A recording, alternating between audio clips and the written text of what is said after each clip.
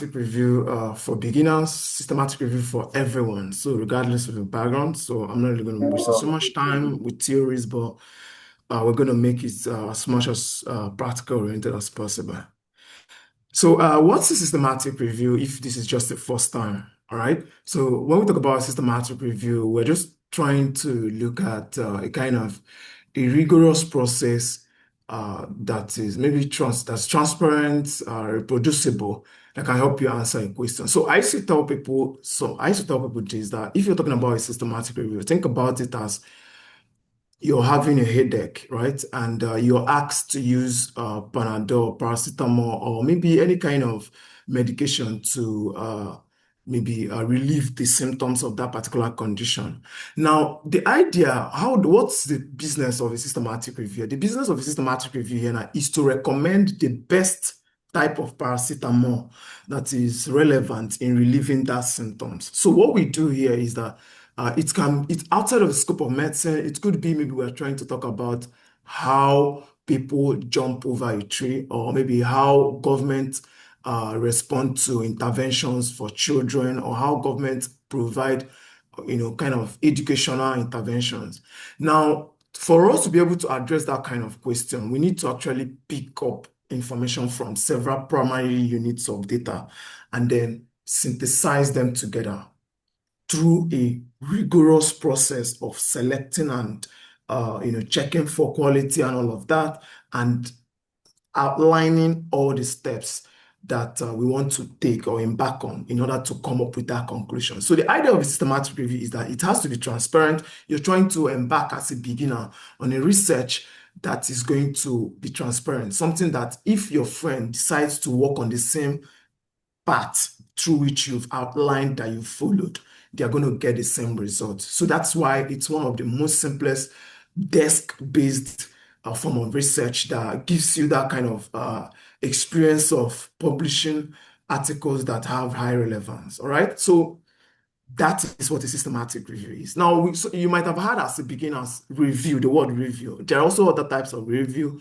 We have the narrative review, we have the literature review, which is more like the traditional literature review you write during your dissertation, right? And we have also what we call a systematic review and the meta-analysis, all right? So I'm not really going to be wasting so much time on this, but these are just more of review types that we are all familiar with.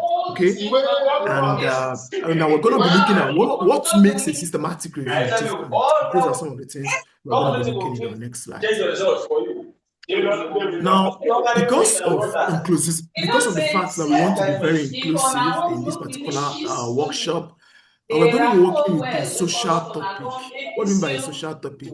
All of us here use social media. We use social media every day. There are some people that are adolescents. Some people might say that adolescents use social media much more higher than adults and all of other age groups. So the idea here is that we're trying to model a case study throughout this workshop that would help you, even on your own, formulate a Please, research we can't hear question you. The noise at the and background is too much. No, please, we can't hear. okay, you can't hear me. There's so much noise. Oh, sorry. Who is the person? Somebody's background. You can mute everyone. Okay, all right, sorry. Let me see if I can try unmute the and person. see if you can Get get the mute person everybody from your end. platform. 160. One moment, please. I'm Julia Bell, program Take it, come out and go director. the We would back. kindly, can everyone please pay attention for a moment, please? Everyone is listening? I would like everyone to please mute your mics and let the facilitator speak. When you are asked to raise your hand, we will put it in the chat or the facilitator will let you know. Please mute your mics. Emmanuel, your mic is still unmuted. Please mute your mics, everyone. Thank you very much. Understand? If you could please continue. All right, thank you very much about that. Okay, so what I said, what I was talking about is that we want to use a social topic that is quite inclusive. So meaning that regardless of your background, this is something you can relate to. Everybody use social media. We use social media every day, and there are likelihood of studies or individuals suggesting that excessive social media use can lead to depression. particularly among adolescents, which are kind of a big group that we might assume that they do use social media.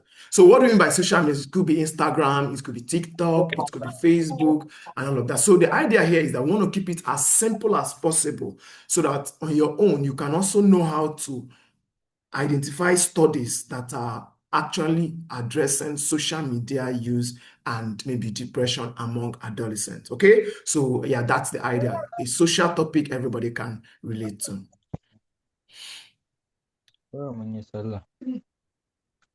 Now, the very first thing you need to do as a beginner who wants to start systematic review is that you need to formulate a clear research question. Okay, and now this is not different from the topic that we talked about. All right, now this is the starting point. Now, before you think about reviewing knowledge in literature, or before you think about trying to identify studies that might be very relevant for you to conduct a systematic review in, particularly in literature, is that you need to actually understand how to formulate a research question. And as a beginner, it's something you will definitely be getting towards, right? So there are several models that we use in formulating research questions.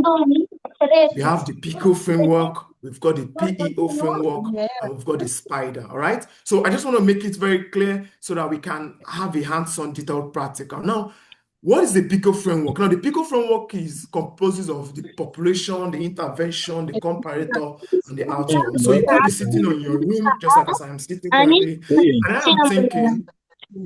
and I'm thinking, okay, what population group are of interest to me? Clearly, I could say, okay, I'm interested in adolescents. I want to do a research around adolescents. And then another thing can come to my mind, okay, what is the exposure? What exposure do I really want to kind of examine? Okay, it could be maybe smoking cessation. Chidi, you raised your hand. Okay, want to say something? Yes, please. Can you just mute all the mics? Like I'm not a host. I'm not a host. I think Fortune can do that. I tried to mute the person, but okay. All right. I think it's okay now. I think we're good now. All right. Thank you. I hope you guys can hear me now. Yes, we can. All right. Thank you very much. Okay. So now, yes, can hear you guys. Okay, thank you. So before you start any research, all right, the first thing you need to look at is what you need to think about what particular framework is going to be suitable as a beginner for you to start your research. So anything could be running on your mind because every day we have a lot of research questions that are running on our mind. But the only way those questions can come to fruition is when you properly arrange it using a framework. All right. So it's not really different from the traditional research projects that you do work on. But what you need to understand is that there are several scientific frameworks that makes it more easier for you to better present your research question, particularly in terms of a systematic review. All right. So we have the PICO, we have the PEO, we have the SPIDER. Now, what are we going to do now? We're going to look at our question. We're going to look at the selected research question that we have here. We're going to try and apply it into at least two of these models to see how it can fit, okay? All right, so now we have our population, okay? So our population could be adolescents. So what does it mean? As a beginner here, you can start asking yourself now, what population group do I have in mind before we start the practicals? You can note it down. Okay, I want to work among exclusive breastfeeding,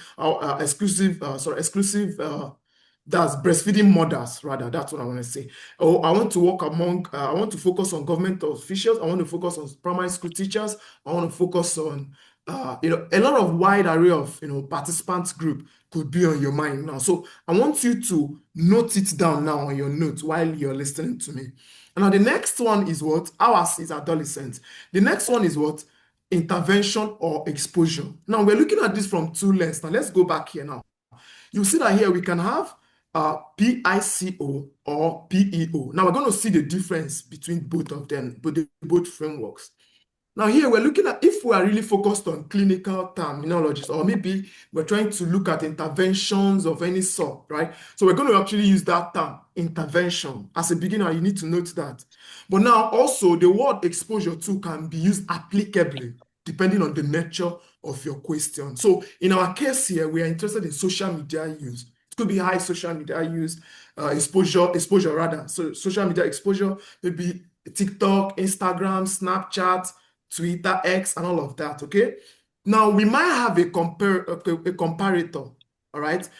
If we decide to go with exposure, then that means there might be no need for us to have a comparator group here. But what we are trying to do now is that we're trying to make sure that our question, our research question, is properly fitted in a model, all right? But in a case whereby it's a kind of clinical question where we're trying to compare two drugs, or thereabout, okay, we might say that this drug is an intervention, then drug B is our comparator, all right? But if you're in arts or in social sciences or any kind of discipline, you might want to use exposure, maybe if you have just a kind of single variable and you walk straight to your outcome, all right? So our outcome here is what depressive symptoms, because we're trying to know among adolescents, how does social media exposure lead to what?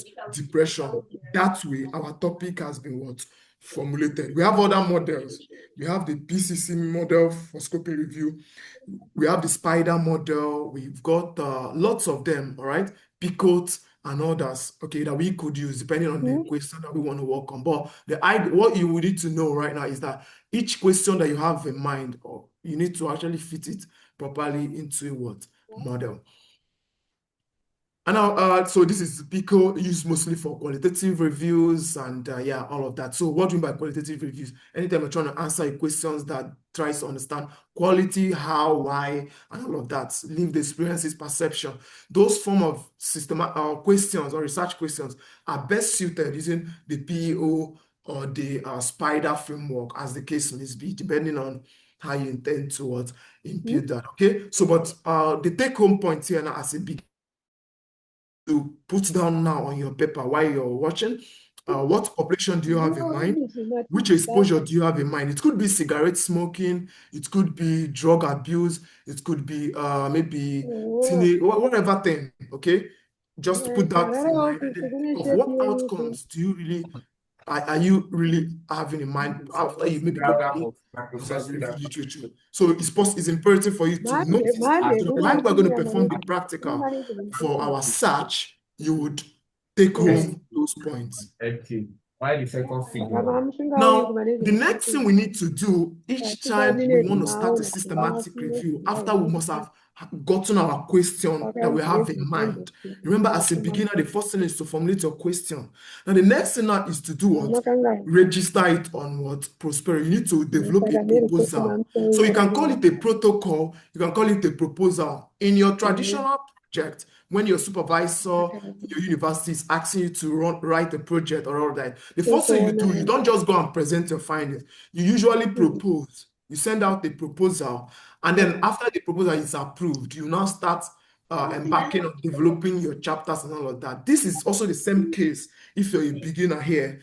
If you want to conduct a systematic review, you need to understand that there is a repository, there's a kind of a database, there is an international register where we make sure we append the systematic review we have in mind to conduct. So we go there to append it there, and when we append it there, it's approved, then we now conduct our systematic review. And the reason is that we want to make sure that how we stated our proposal, our protocol, the guidelines, what we want to follow, is exactly what we are going to do when we start the research. Because there are tendencies for researchers to just start the research, and along the line, you begin to change it to English, change it to French, change it to any sort of language, because you don't have a yardstick, a blueprint that is guiding. So that's the idea behind the protocol registration.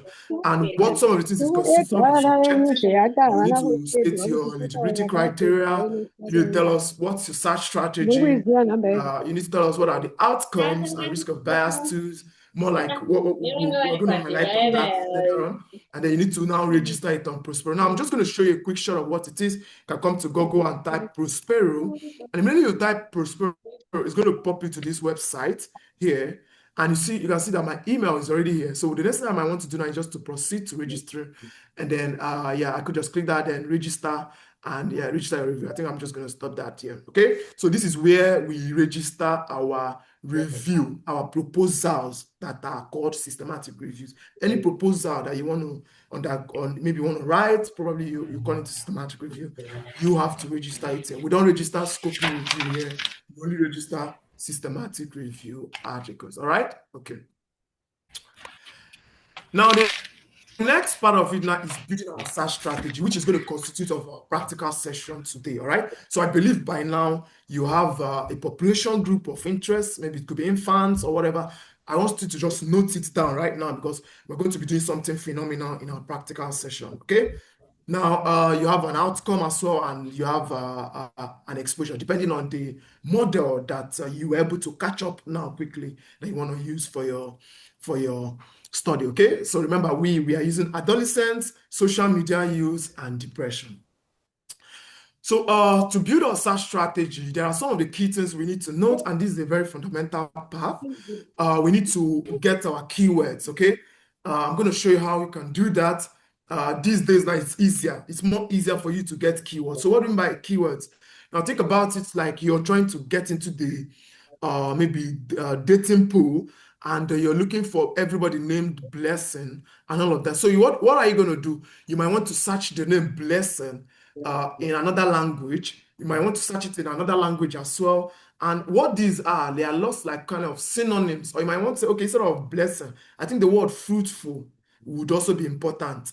Okay, so to help you get as much search or get as much information as possible that you are going to use to filter out some of the people that you might want to be interested in the dating pool. Okay, so this is not different from a traditional systematic review, where once we match out the word, we have adolescents, we have social media use or social media, we have depression. So what we need now is, if we just search social media, adolescents, and depression that way, it means that we're not maximizing our search. So it limits us to the amount of information that we're going to get. Okay, so that is the reason why we will use what we call maybe synonyms or mesh terms. Okay, I don't really want to use the word mesh terms much because of the heterogeneity of our participants. But the point there is that there's also what we call tie-up terms. I'm going to use that in the practical. Tie-up means title and abstract. That's also going to be very massive, particularly when you're searching for studies. And so there are also synonyms, free text terms, and all of that. The whole idea now is that each word that you pick up, probably you want to do a systematic review, or you want to make sure that when you search, you expand as much. I'm just going to highlight on what Boolean operators are if you're just getting started with a systematic review for the very first time. Now, there's what we call when you want to search for studies, right? Now, ordinarily from our framework, from our research question, that's the model we use. We have population, right? We've got exposure, and we've got outcome. So what it means is that for population, we have words that are in the same spelling variant. We have adolescents, we have teenagers, we have young adults, we have and all of that. So all these things are words that are in the same spelling variant. Now we have also what we call the exposure, right? Where we talk about social media. We have social media as a word. We have TikToks, Instagram, and all of that. Now these are all words that are classified in another same. Now we also have what we call depression, which is another term as well in our outcome, right? So everything about depression is in the same spelling word variant. Now what does it mean? Now what it means is that when we use Boolean operators to do that, is that we want to combine terms in the same spelling variant. For adolescents, we use the Boolean operator. Now the idea is that it helps us to broaden it. But now, we use it for this one same spelling variant, social media in the same spelling variant, depression in the same spelling variant. Whenever we want to combine all the search terms together, to combine terms from different spelling variants, we use the AND operator, A-N-D. That is why when we see this first search term here, we've got AND here, we've got the second set of words with the same spelling variant. We combine or, but now we are combining it with another spelling variant with the and. So and is used to do what? Narrow our results down. Okay, we bring in blessing and this other name. All right. So at that point, only the terms that are found in blessing and inside that other one are going to be what? Exposed. Okay. So I'm just going to show you kind of a quick pie chart or kind of flow chart of what this looks like in our practical so that you can actually get a much more bigger grasp on that. But I'm also going to talk about truncation. Okay. So what do we use the truncation to do as a researcher? Remember, this apart from systematic reviews, you can also apply this same insight in your traditional review. Okay, Fortune, you want to say something? Yeah, sorry for interrupting. Could you please make me a co-host so I can handle the participants' microphones? All right, okay. Let me do that.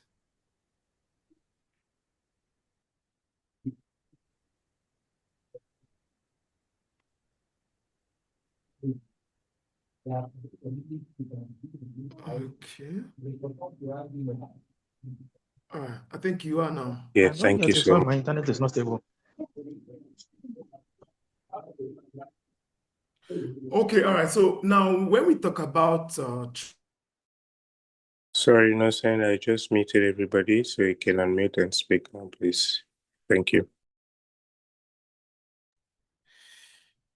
Okay, so when we talk about truncation, what we are trying to say is let's say we have a word like adolescence, right? So there are tendencies, there are endpoints in that particular word that we want to also capture, because the idea of building a very decent search strategy is that we don't want to have so many words together. Okay, we don't want to have adolescents,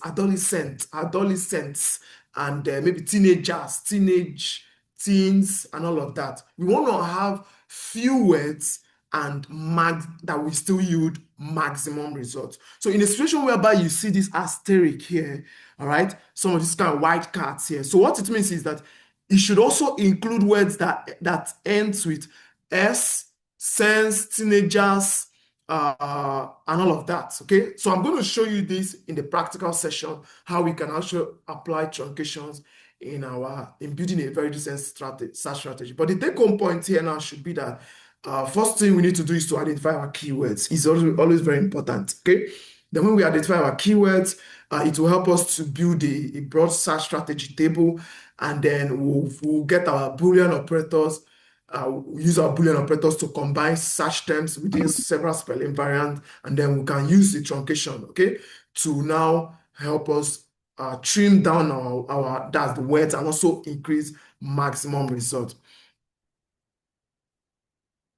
All right, so now the next thing here is databases to search. We've got PubMed, we've got Scopus, we've got Web of Science, PsycInfo. So as a beginner that is starting your systematic review journey, one of the things you need to understand is that you need to understand the right databases to search at all points. If you're working with maybe you're trying to do a research that deals with some form of mental health illness and all of that, PsycInfo is always very important to be there.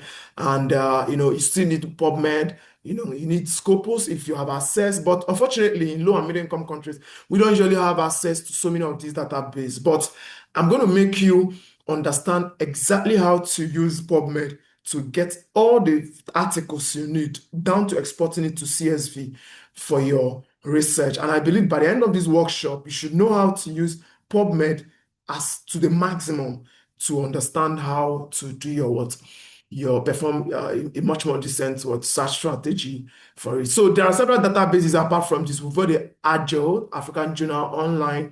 We'll have the Embase. We'll still have Embase via Ovid. We'll have Medline via Ovid.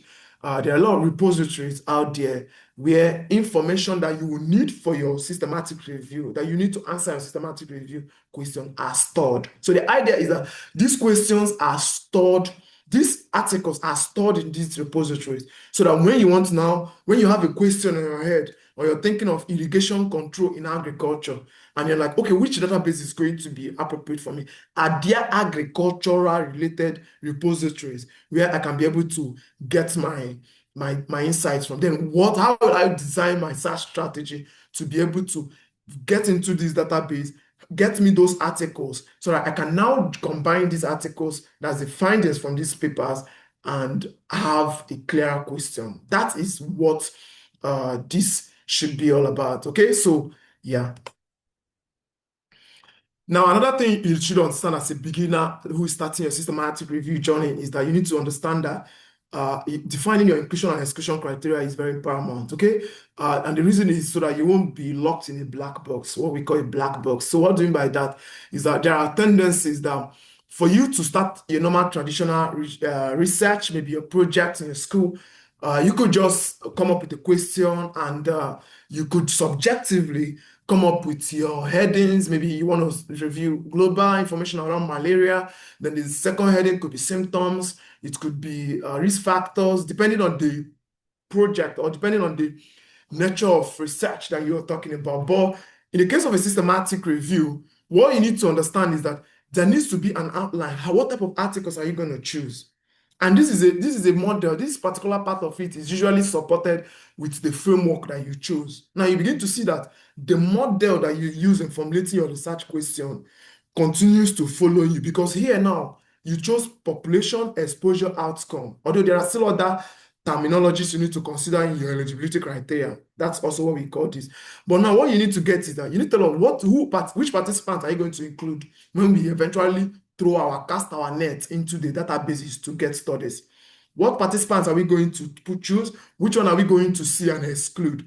Okay, what type of study design are we interested in, considering the nature of our question? Are we looking at, in this case, we are looking at observational studies, or maybe experimental, because they might be very helpful for answering the question on social media use among adolescents as it leads to depression, okay? Then what kind of outcomes are we looking at? Now, okay, an article has the desired population group, and it has the desired design, right? Now, but the outcome is reporting prevalence. Is that in line with the questions we formulated? Are we interested in studies published in English, or are we going to use a translator? Because you might want to say, okay, you want to include all studies from all languages. So that implies that you have to use what we call a translator. Then, what's the duration of years do you want to include in your articles? Okay, we're going to show you how to use filters in PubMed to get articles that are within the range of your interest. And I'm sure we have participants here who have already formulated a lot of research questions, and you guys are ready to get hands-on with me during the practical. Now, also stating your exclusion criteria is very, very paramount, because it helps you even during your study selection to record reasons for exclusion. That is where so many of all of this will come inside in your Prisma, which we're going to talk about, okay? So these are quite very important as a beginner, somebody that wants to do a systematic review, because you want to do something that another person can be able to do and get the same result. That's what you're thinking about. So in that case, it means that you don't want to do something that along the line, if I now want to do the same topic that you've worked on, I am now getting different results. So that's why your inclusion criteria is going to guide me as the reviewer. Even if I want to approve your manuscript for publication, I'm going to say, okay, this is what you chose, this is what you did, and then I think I can approve or I can disapprove, or you are not going in line with your inclusion criteria, okay? All right. So the next is the study selection process. So what does it mean? When we've now gotten the pool of studies, remember the first thing is usually search strategy. After we've now searched studies, we've defined our inclusion and exclusion criteria, how we're going to include them. Then after we're done defining it, then we'll now start selecting based on how we defined our inclusion criteria. So this is where filtering could come in. There might be tendencies that we might not look into some maybe some articles. By the time we look at the topic, this is talking about diabetes, we're talking about social media use. Automatically, during our title screening, what do? We exclude it. It could be that, okay, you're looking for a fair spouse, right, as a person, and then you now see someone that is dark. There is no need of checking the person's character. Automatically, it's what excluded. That is what happens in a systematic review in our title screening, where we automatically go through this, then we check it out. Now, the same thing in abstract is, okay, we have opportunity to read the abstract, all right? So where we can now have a much more clearer look on maybe what's contained inside of it. Maybe we remove studies that doesn't match it, because the abstract can give us a much more extended view apart from what we are now seeing in our title. All right, that's where maybe we might want to now ask the person, what's your name, where are you from, and all of that. So those questions are abstract related questions that you're asking somebody. Okay, where are you from? Where do you live? And all of that. So then maybe it might not really be related to what you want, then you can exclude. Same thing happens here. Now, full text review is now when you now open the text well and now start checking it. And that's where we look at the dating stage. Okay, in systematic, that's the dating stage. We now begin to, oh, this your behavior is not good. I didn't find it when I asked you these questions and all of that. And then you begin to now exclude, okay, no, I don't think it's going to work. So this is what applies in systematic review study selection process, all right? So as a beginner, just think about it as that kind of dating process. But now you need to do it with somebody. A systematic review can be conducted with at least 3 people. Because the reason why I said 3 or 2 is because when you have 2 people who are screening, one person can resolve conflict. Or if it is 2 people who are conducting the study selection, then one person, if it's 2 people, then 2 of them can come together and resolve conflict. In a situation whereby they're like, oh, this article should be included. Why did you exclude it? Okay, no, I found in the full text that it wasn't really reporting this and that. No, it has this and that. We can get this outcome from it. We can extract effect estimate or that. Then, okay, let's leave it. Or, okay, no, it's not it. We exclude it. So this is what happens. And that is the only difference between the traditional dating process and a systematic review, where it's performed by 2 people, but yet you're just the only person who is screening. Now, you also get accustomed to what we call the Prisma flowchart, and what the Prisma flowchart does is flow diagram. Rather, it gives you a kind of an overview of how your systematic review runs, and more like it tells you, okay, these are what you record the stages of your screening study selection. During your screening, how many duplicates did you find? So by duplicate, remember we talked about databases. So that it could be possible that you might find an article in Web of Science, same article is present in PubMed repository, or it's present in maybe another database, and that could now form as a duplicate. So you need to filter that out, okay? Then all these things should be recorded down to the inclusion of the review, all right? And that's one of the things that makes it more easier as a beginner who is getting started with a systematic review. Now, to download it, you can just go online and you can search Prisma flow diagram. And you can get it from the Prisma statement. You can actually get that there, and automatically, you can access any of them, download it and get it into your write-up, basically, that you're using. Then make sure you record your reasons, okay? And that's quite important. Now, another stage as a beginner, after you're now done with recording the reasons for your review, is you need to do what? You need to now extract the information, because ordinarily, you can't just answer your questions by, okay, you just have the studies. Now, how do we now get the information that we need to address our research question? Now, to get that now requires that you do what? You need to come up with a data extraction form. And all this depends on the nature of the research question. And now what data extraction entails is that what? It is where we now extract those relevant information, okay? Now, it could be in form of what's the study author on year, what is the country, what is the geographical context, what is the sample size, what is the study design, what is the exposure measure, outcome, effect size, key findings, and all of that. So these are relevant parameters that you need to get out from your systematic review, that's during your systematic review, because particularly the effect sizes, the findings will now help you in answering your research question, okay? The situation you're working on, like now we're working on social media now. Maybe we extract social media exposure across all the studies. We export the outcomes. What kind of outcome measures we are reported across these studies? Okay, we need to note that out. And what are the key findings that we can find out from some of these studies? All right, because of this, actually, this information are very relevant for us to perform the synthesis of our article. Now, I'm going to talk about risk of bias, okay? So what's risk of bias? So ordinarily, when you're conducting your systematic review,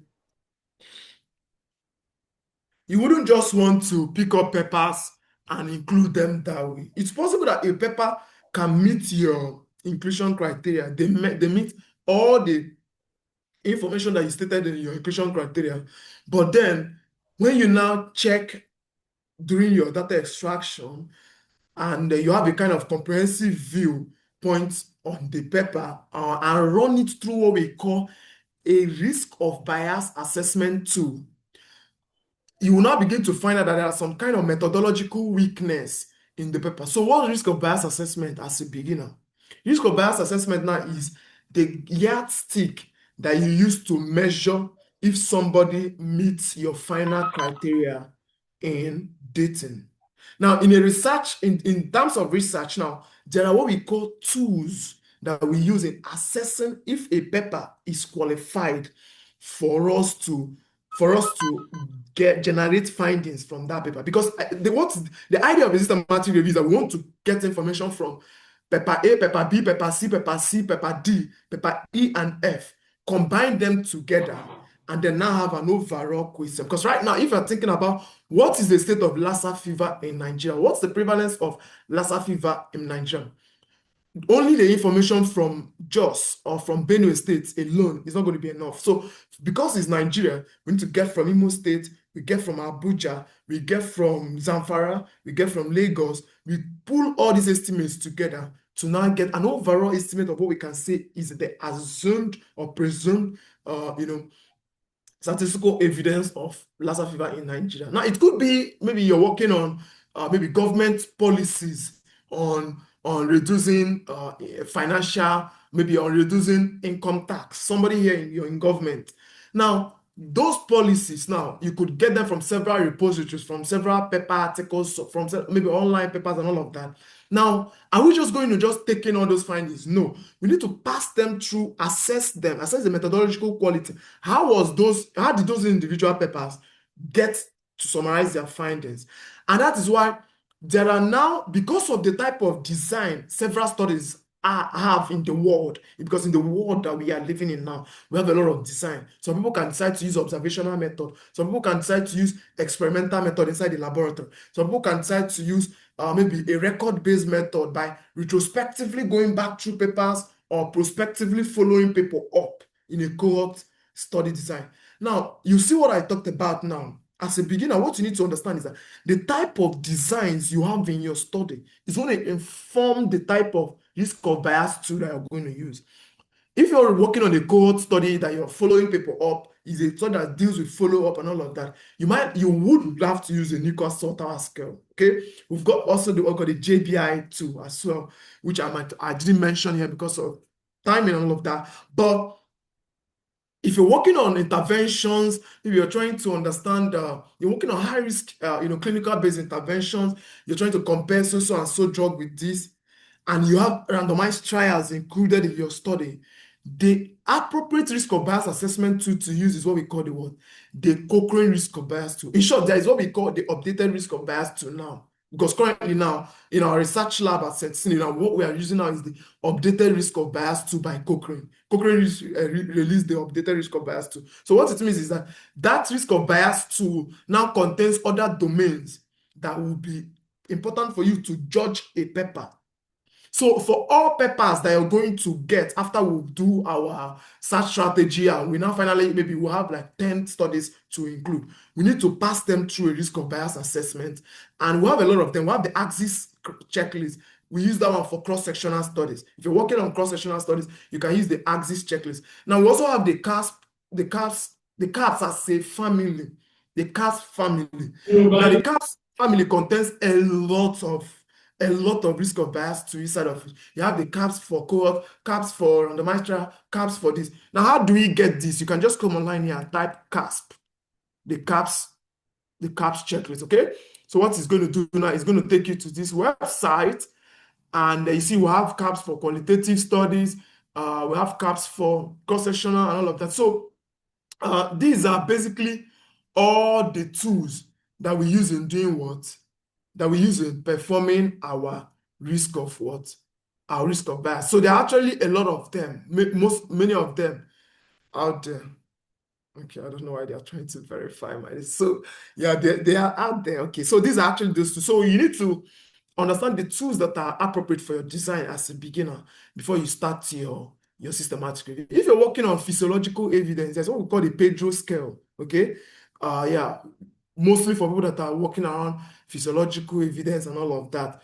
The Pedro scale is quite important because it contains the appropriate domains. The idea here is that it contains the right questions for your design, because the person that is conducting an experiment and somebody that is in social science here, both of you have different type of design. So if I use the same checklist that I use for an experiment, if I use it for the same one for the person that is doing a government-based systematic review, or somebody in social or in horticulture that is trying to understand do a cross-sectional study of flowers or something, you see that they are not the same, okay? Because the one for experimental, which is using the Cochrane risk of bias tool, has a way it's asking this question. It contains usually 6 domains, maybe blinding, maybe allocation, concealment, randomization, and all of that, okay? Whereas where you come to a cross-sectional checklist, what it's asking you is, does the study have a title?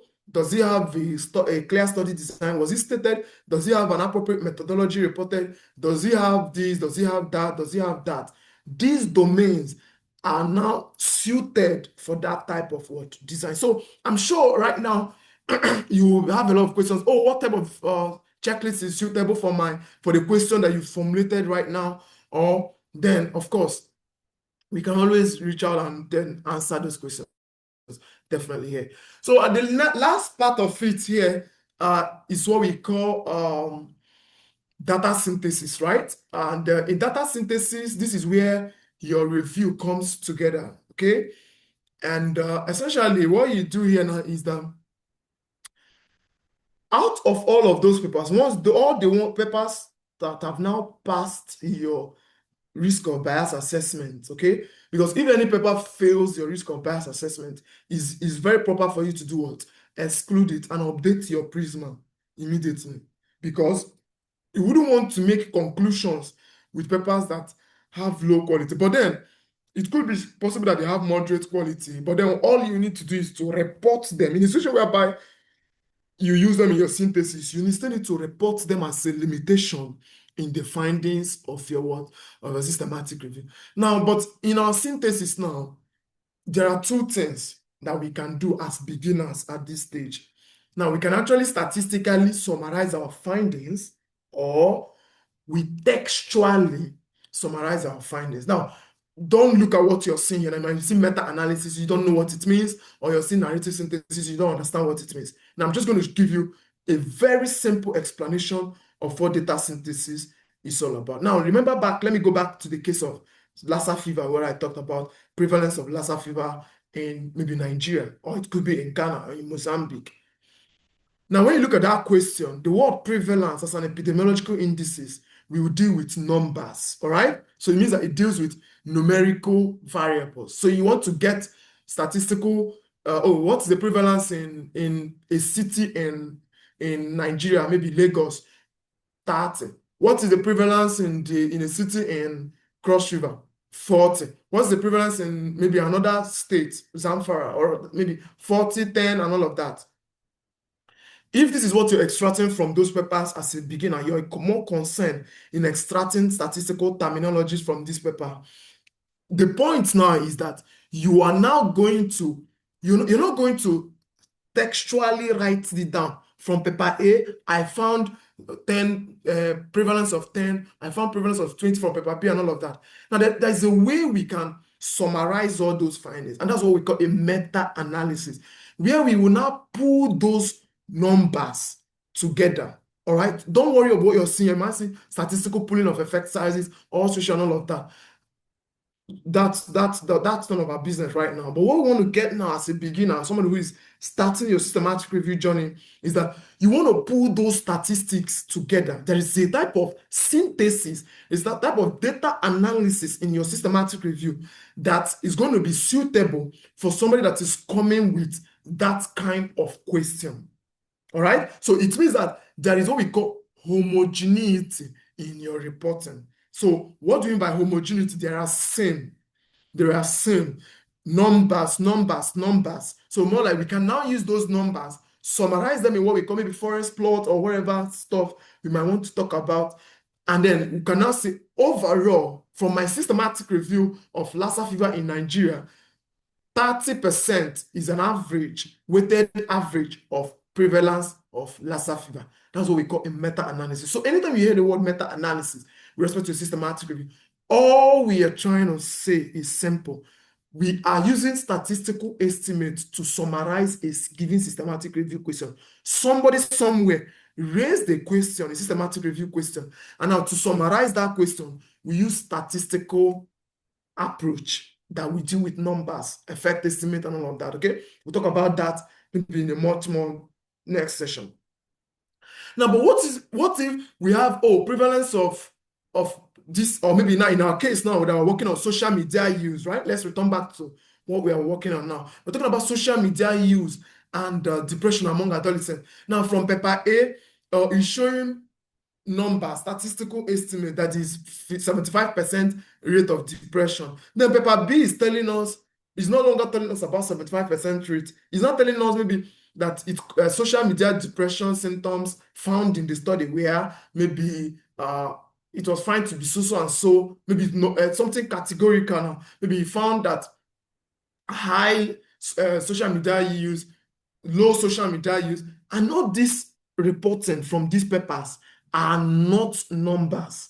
They are not numerical. They're not numerical based, right? So what it means is that because from paper A we are seeing numbers, from paper B we are seeing text reporting. It was reporting it in text in that primary study, cross-sectional study, in the questionnaire. They did an interview, kind of something, and we are thinking of, okay, this paper is going to be relevant.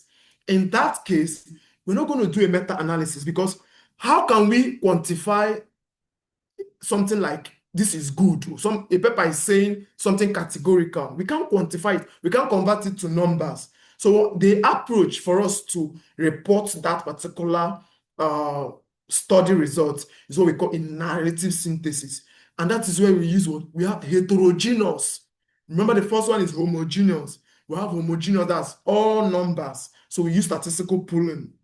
Whereas in this case, some might be numbers, some might be text-based, some might be, and all of that. So there are lots of questions. There are a lot of questions that you're answering every day as systematic review questions. And most of these questions are all very heterogeneous. Okay, from paper A, you have another 10. From paper B, you have another 10. So, but here now, I say if 10 studies all report odds ratio, that's numbers, we might do a meta-analysis. But maybe if we have some kind of categorical statements or maybe textual reporting, and then there are some that are numerical, we'll use what we call narrative synthesis and textualize our findings. At best, what we can do is we might have to now represent some statistics, maybe in charts, or maybe let's say we can say distribution of social media use among this. Maybe we can represent that in charts, and then that's it. Okay, so that's the difference: narrative synthesis and meta-analysis. There are also other forms of synthesis, which I might not really want to talk about now, maybe like thematic synthesis,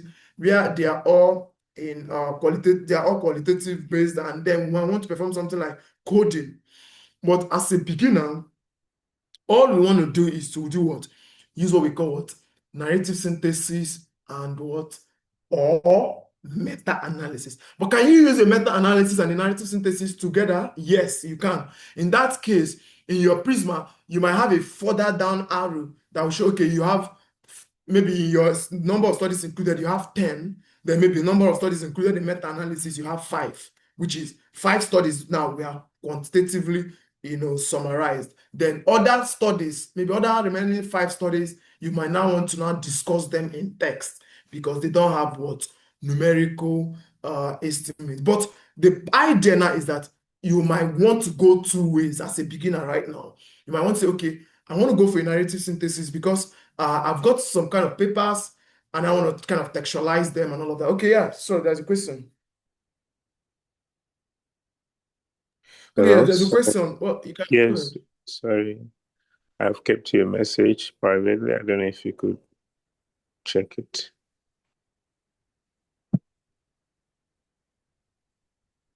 Okay. Okay, I don't know if that was on WhatsApp or something. Yeah, you can on WhatsApp and on Zoom, but I was just notifying you of the time because we have Okay, to, yeah. All yes, right. we have to take questions and then go into the practical activity. All right. Okay. All right. I think I'm almost done already. This should be the. So yeah, thank you very much for that, Mr. Fortune. And so there are several types of systematic reviews based on building on what I just said here. We can have quantitative, qualitative, mixed methods, rapid review, umbrella review, and maybe scoping review. But scoping review usually we say we address it as a different type of review on its own. All right. But the take-home point here is that we might want to do some kind of a systematic review of systematic reviews. And that could be kind of an umbrella review or maybe a quantitative review, systematic review that directs to meta-analysis, qualitative, and all of that. Okay. So yeah, so these are we're gradually just coming towards the end of this particular session, where we can just talk about some of the beginner mistakes some of us make. Okay, one of the mistakes we do make sometimes is that Chika Jones, you're raising your hand. You want to say something or you can hold your question? Oh, good evening, sir. Sorry to interrupt, Chika. I'm sorry. Please, can we take the questions after the presentation? Thank you so much. All right. Sorry. Okay. So now, there are some common beginner mistakes a lot of people make. Sometimes it could be maybe using vague research questions. Maybe you didn't structure your question very well. Maybe it could be weak search strategies, and or maybe sometimes you're searching only one database, and that means there are tendencies you're not going to get a lot of studies. And it could be maybe you didn't register your study you didn't register on Prospero. Probably you didn't register the protocol. And some of the problems that comes with that is that there are tendencies that you might now want to be, maybe it might influence your judgment along the line. Maybe you might want to know, oh, I feel like I'm not getting studies on adults and all of that. Let me just change it to this. Okay. And then maybe it could be you mixing your study designs improperly and ignoring risk of bias. So these are some of the mistakes a lot of beginners do make, particularly whenever we are getting started with a systematic review. And this is actually a practical roadmap. The last one there, I would want to leave with you. You need to pick a focus topic. You need to frame it with PICO or PEO at this point as a beginner. There are other models. You need to write and register your systematic review. Then you need to do your search, because by doing your search now, it means you want to even know what is available in the literature. All right. Then after that, the next thing you might want to do is you might want to say, okay, I want to screen the studies systematically, right? That's based on your study selection and all of that. Then you know how to perform your data extraction, and yeah, I think there's another thing there. Then your risk of bias, and then your synthesis, okay? Because that's why you do your synthesis before you can now report your study. So yeah, it does influence policy a lot of ways. I don't really want to stress much on this because already you know how much systematic reviews are. It helps a lot because findings from systematic reviews are definitely going to prove how we have, it's going to prove how decisions are being made in the society, because a lot of decisions that are currently made right now in the field of healthcare, in government bodies, in maybe government-related agencies or organizations. Some of them can be rooted to a systematic review question. And then I think I might want to just show you how relevant a systematic review is. You might just want to just check out this. Maybe you can just want to check out what we call the hierarchy of evidence in a systematic review, just to show you how very, very, very, very powerful a systematic review is. Okay, I could just zoom inside of this. Here you see that systematic review in all of this pyramid is at the top. Okay, so this is what we call the Pollitt and Beck evidence for systematic reviews, right? So it guides clinical practice and also other areas as well, maybe depending on how much you want to know in literature and how rigorous you want to maybe present your findings. So I think that is just my final takeaway. And you need to know that a systematic review is structured, transparent, reproducible, and very much. Okay, I think I'm just going to decline that. And it's also very, very much it's very much transparent and that's structured. So these are actually some of the criteria that I would want you to know. So now I think I'm done with that. Before we get into practicals, I just might want to tell you more about myself, just in a jiffy, before we get into the question and answer session. Like I said, I'm David Innocent from Centesini team, and basically what we do at Centesini is we want to make sure, just like in line with the Systematic Review Network, we want to make sure that systematic reviews is accessible. We offer institutional-based research training and all of that. We offer peer journal submission support and all of that. So with respect to this, also we have a software coming up where we're going to be providing a platform called Centesini Gate that is going to allow researchers, enjoy maximum collaboration for systematic reviews. And yeah, that's it. So if you want to reach out, this is our support line. You could just always reach out. Fortune definitely is going to be there. And if you are looking for a full systematic review course to get started with the systematic review from start to finish, we've got a full systematic review and meta-analysis course that is going to be accessible to you. You can also check out centesini.com online, our website, go through some publications, systematic review publications, and all of that, and also see what we are doing at Centesini. And I want to really, really thank the Systematic Review Network, making sure that the Systematic Reviews Network for making sure that evidence-based synthesis is one that is accessible and and available for everybody out there. Okay, so I think that is just that. Maybe if you have some questions, you might just want to ask me and all of that. Yeah, thank you very much. Yeah, thank you so much, David, and thanks everybody for joining. Please, just before we take the questions, I just want to say that we are seeing your feedbacks and really thank you for that. Please, we encourage that you could share the feedback on the LinkedIn post that I've just shared on the chat box. That would be much appreciated. And I also want to mention that because this is a certificate webinar, you could call it a workshop, we would be interested in disseminating certificates to all participants.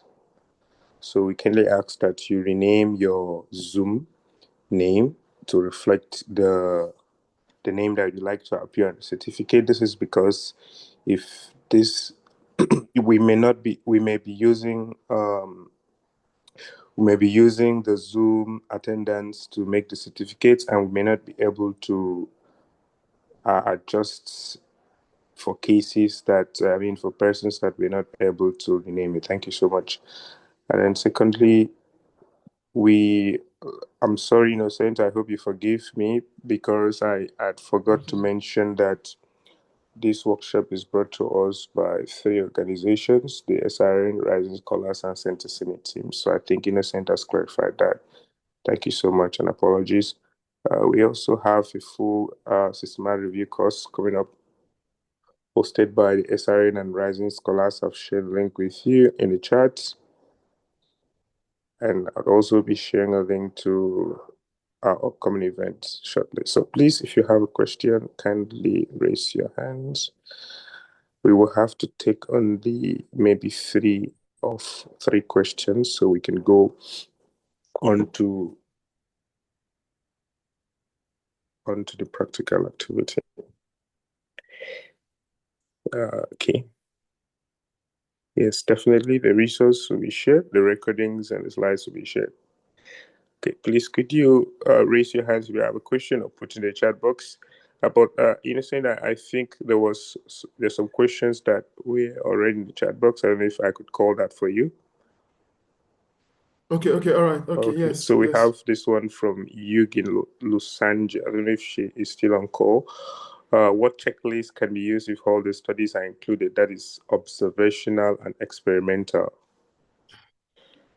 I didn't hear that. Okay, can you repeat yourself? What checklist can be used if all the studies are included? That is observational and experimental.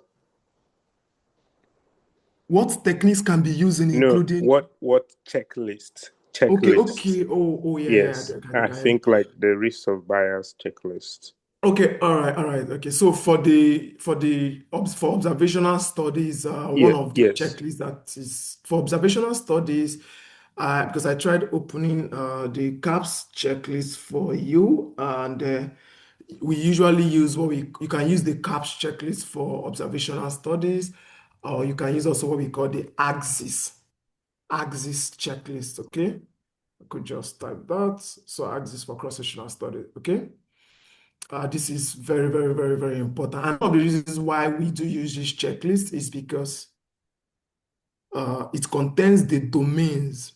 Okay, so you see, it contains the domains that are, that are appropriate, that are required for you to judge a cross-sectional observational study. So you can just look at this clearly here.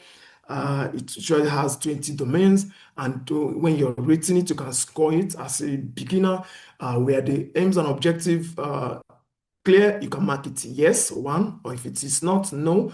And then remember, it's also performed by you have to collaborate in performing that as well. So it's quite paramount for you to get that point, okay? And what design, because there might be tendencies that you have a different view and your colleague also have a different view.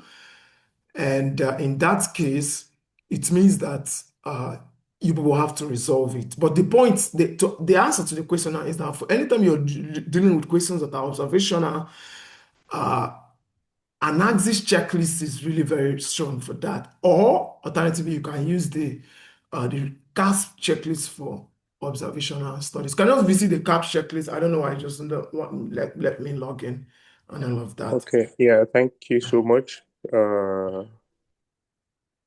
going to take Chika now. I think Chika hand was already raised. Chika, please go ahead. We kindly ask that you keep your question very brief because we'd like to finish up with the question and answer session in about 4 to 5 minutes. Thank you so much. Okay. Good day. Thank you once again to the organizers and the instructors. So my question is risks of assessment the same as a critical appraisal tool? And if it is, which critical appraisal tool is best for a systematic scoping review? Okay, that's my question. That involves both quantitative and qualitative research that are going to be used. Thank you. Okay, you're asking a question. You're asking if you're using that's the risk of bias tool that can assess multiple studies. Is that correct? Multiple study designs. If risk of bias tool is the same as a critical appraisal tool. Yes, and if it is, which would be best for a systematic scoping review that will involve both a quantitative and qualitative study? Well, there are tendencies for us to use. There have been some published studies where we use multiple what do you call it, risk of bias to at least two risk of bias. So let's take, for example, you have inside of your study, you've got some cohort studies. You want to use a Newcastle Tower scale, and then maybe still want to use maybe kind of a JBI checklist. Now there are also other checklists. Now for a mixed method, that's one alternative. That's one part. Now secondly is that there is a study checklist that we call the MMAT. That's the mixed method appraisal tool. So look at it, mixed method appraisal tool. All right. So this particular tool is very, very relevant for studies that might have diverse designs. Okay, so in that case, you can just go through the domains of these two. I might not have stated it in my slide. You can see that here you've got qualitative with some qualitative questions, you've got quantitative and all of that. Maybe sometimes if you have mixed method. And in a situation whereby there aren't any primary studies that are mixed, then you might want to flag them off, then score with this and note it in your methodology and also note it in your results. Okay, so no matter the design, regardless of your design, there's always a suitable checklist. But if it happens to be that maybe you're trying to pull an experimental, the content randomized trial with maybe with some kind of cross-sectional, then in that case, there are also you can check out the CAPS tool for quantitative studies. That's also going to be very helpful. So regardless, there's an appraisal framework that is helpful for you. I hope that answers your question. Yes, Yeah. thank you. It does. All right, thank you so much, Chika, for the question, and thanks, Innocent, for the response. So I think we can have two more questions.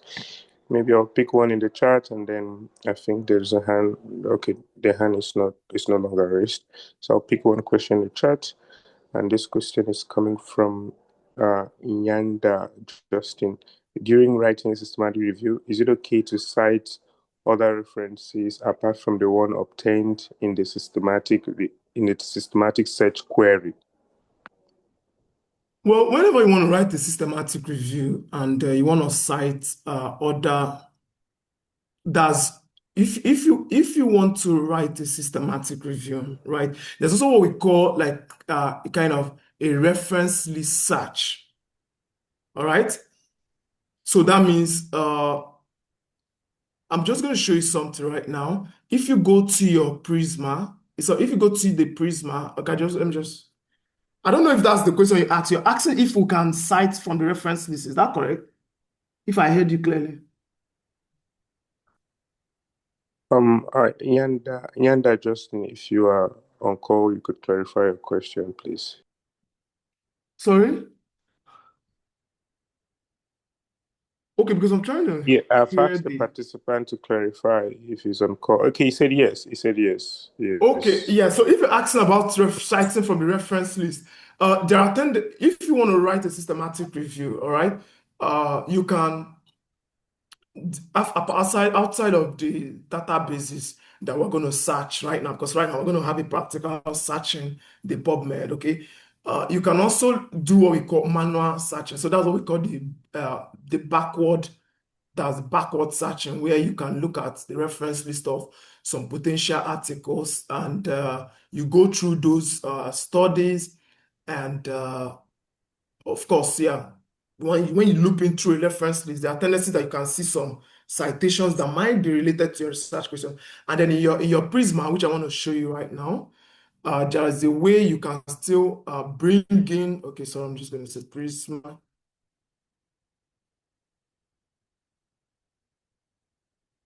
I'm just going to show you the Prisma flowchart. And so there's a way you can loop in through your, that's very easy. So while you're not working on your Prisma, you can make sure you point that, yes, that you've got some studies from reference list as well, all right?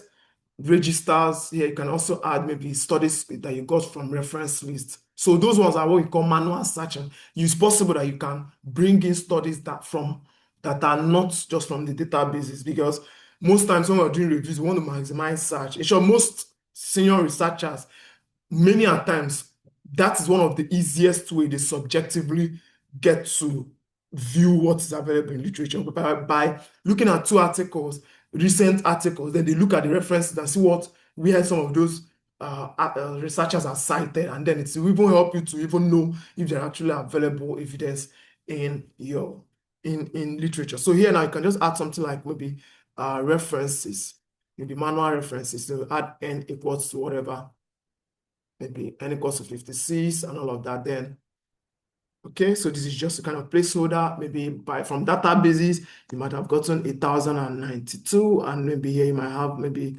34 and all of that. So it is very, very possible for us to do that. All right. So thank you.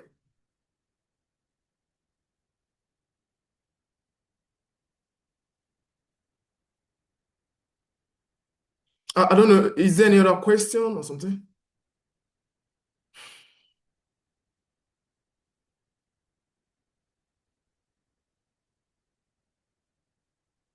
Okay, ask your question. Ask your question, William.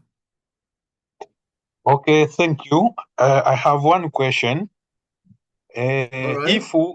What happens if you have already formulated your topic of the review, then during the systematic search you find that your topic does not have enough literature at selected areas? For that situation, what you can do? Okay, so in a situation whereby you formulated your research, and because the first thing you need to do is to search on your literature, right? More like you search on the data or you search on databases to actually find if there are available studies out there. Now, in a situation whereby you don't have enough search that are actually in line with your research, now what you might want to do now is that you might not want to say, okay, depending how many studies do you have.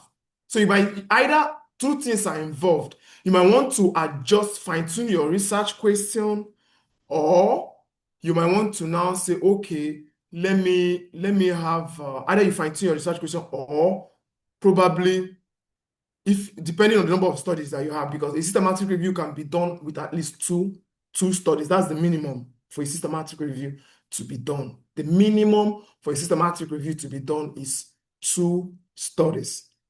So you can work with maybe 2 as much, but the more studies you have, the more it gives you access to to expand the plausibility of your evidence. So you need to check out, first of all, how strong is your search strategy. All right, the strength of your search strategy is going to tell a lot for a systematic review. And I'm just going to show you something now.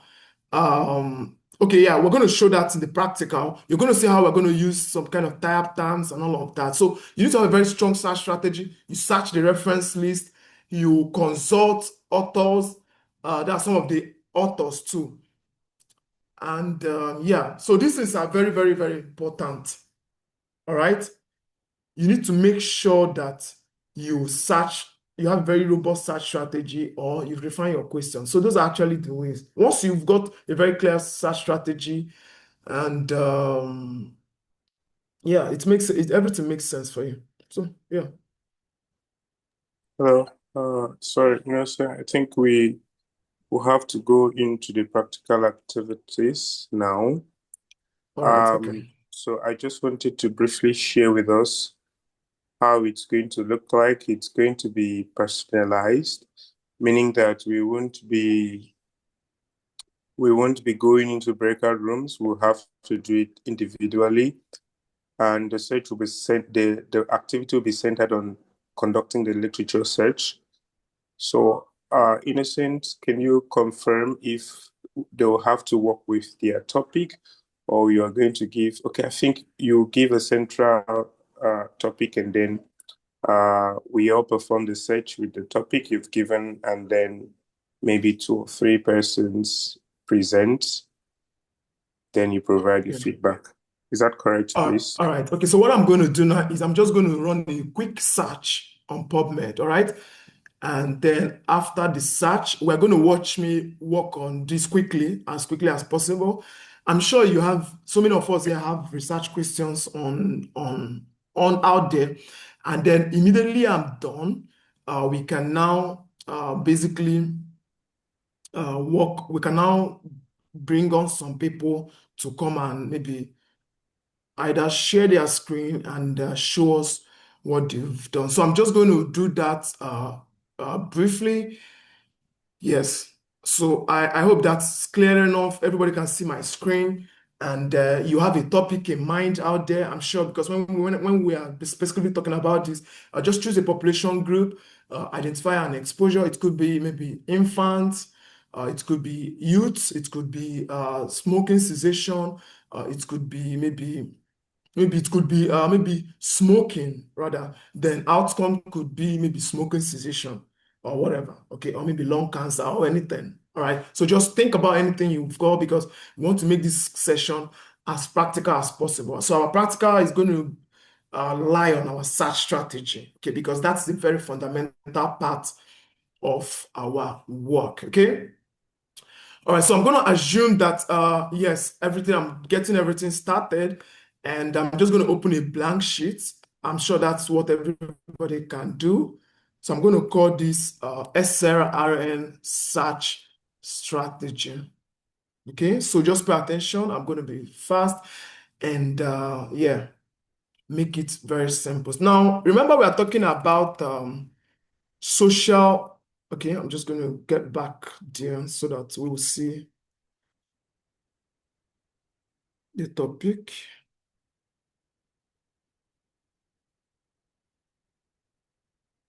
Okay, so this is our question. So we want to use a very simple approach.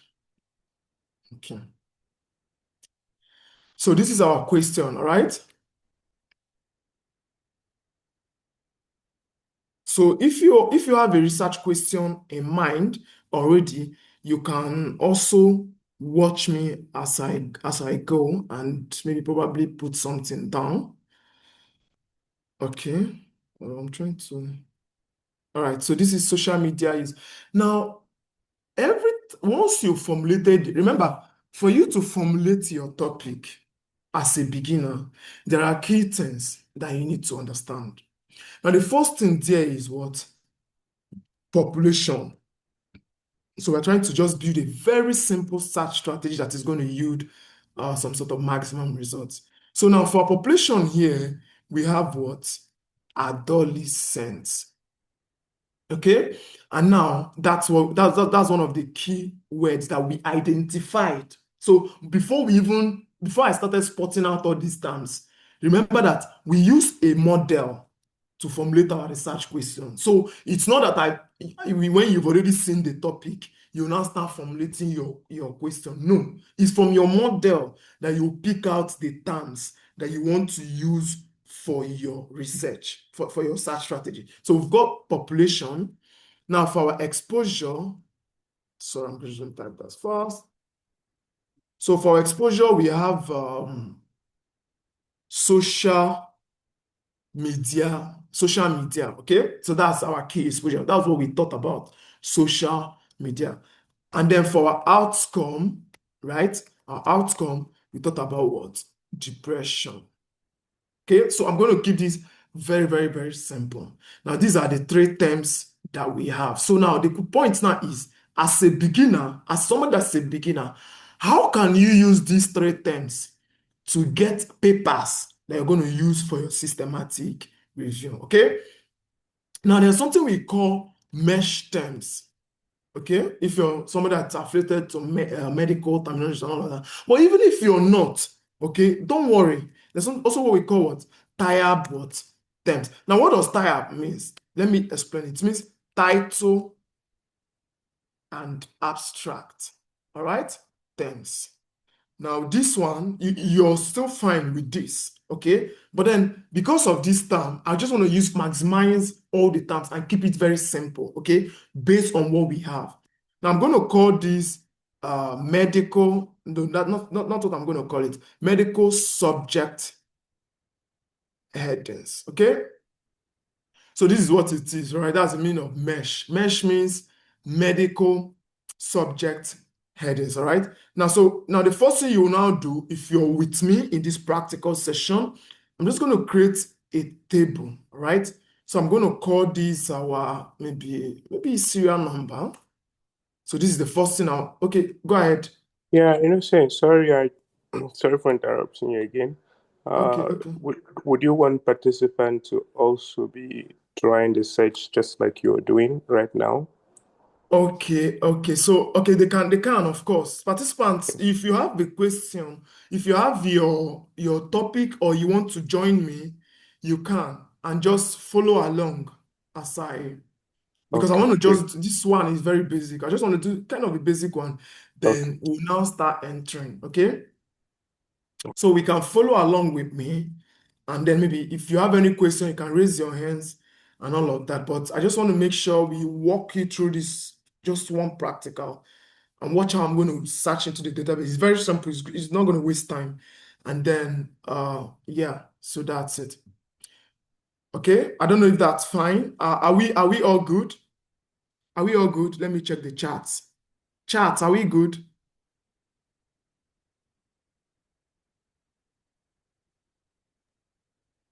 Okay, so yeah, we have a couple of positive responses. Okay, great. Nobody's in the charts, yes. Okay. Yes.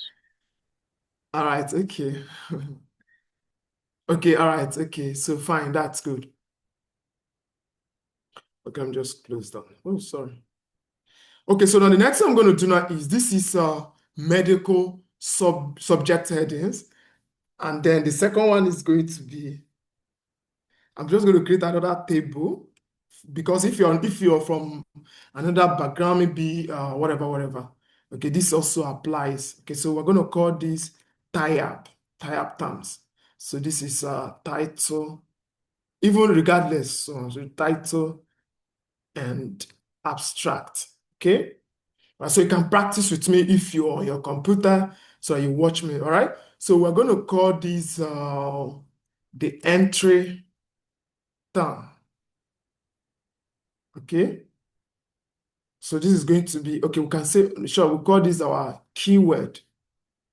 Let me call this our, I'm trying to highlight this keywords, and then here is going to be our entry term. Okay, so the same thing also is gonna apply here. All right, so I'm just going to click here.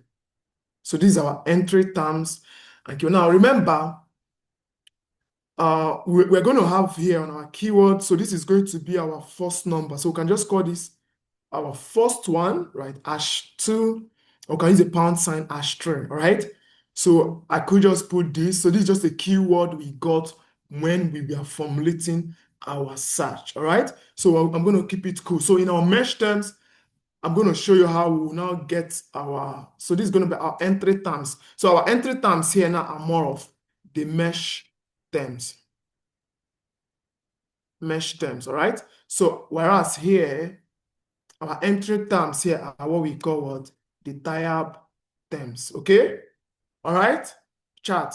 So now we'll have social media here. So I'm going to put social media here. So if you have anything out there, if you've got regardless of anything you have, please put it there. And I'm going to also make other explanation. So I'm going to come to outcomes here.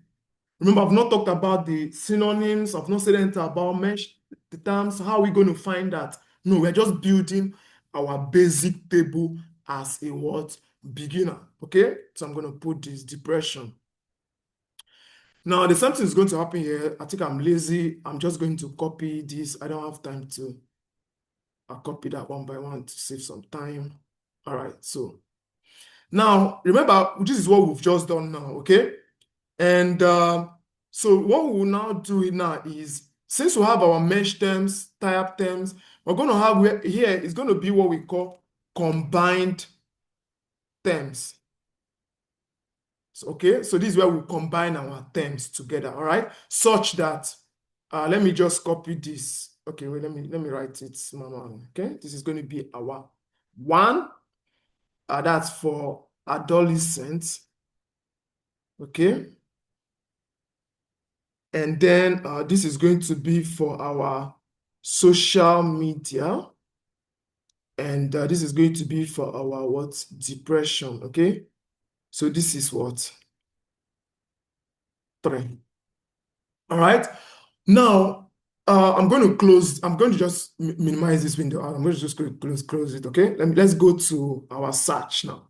Let's get our mesh terms. So how can we now get our mesh terms, our synonyms, and all of that? Now, normally, to get your synonyms now is quite very easy. You can just enter into any, maybe any kind of chat bot and ask it, okay, please, I need all the mesh synonyms for so and so word and all of that. But you don't really need to do that if you're searching on PubMed, okay?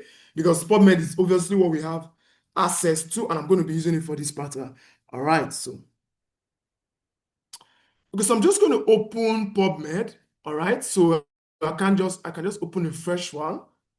Chat, please, if you're following, if you have any concern, you can just flag off so that I will know, because this is assumed to be a practical session. So I'm going to open this. And basically what I'm going to do here now is, the first thing I'm going to do now is, okay, let me just minimize this a bit and so that I can open this. And okay, I'm trying to divide my screen so that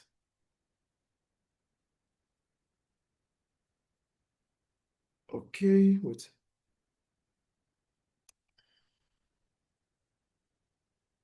All right. All right, so now, yes, we can see it now. It's clear now. Let me keep 2 of them together. All right, okay. Now, so we have PubMed here, and we have our Word document. So this is where we are building. What we are doing now is we are building our search strategy, okay? Now, the first thing you're going to do now is you're going to come down here and go to Mesh Database. Now, what's the idea behind Mesh Database? The idea behind Mesh Database is for us to get some kind of medical words or terminologies that are associated to the keywords I want to work with. Don't worry, even if you're not working on maybe it's kind of medical related terminology, this, okay, where am I? Sorry. I think I opened and already. Okay, so this is what.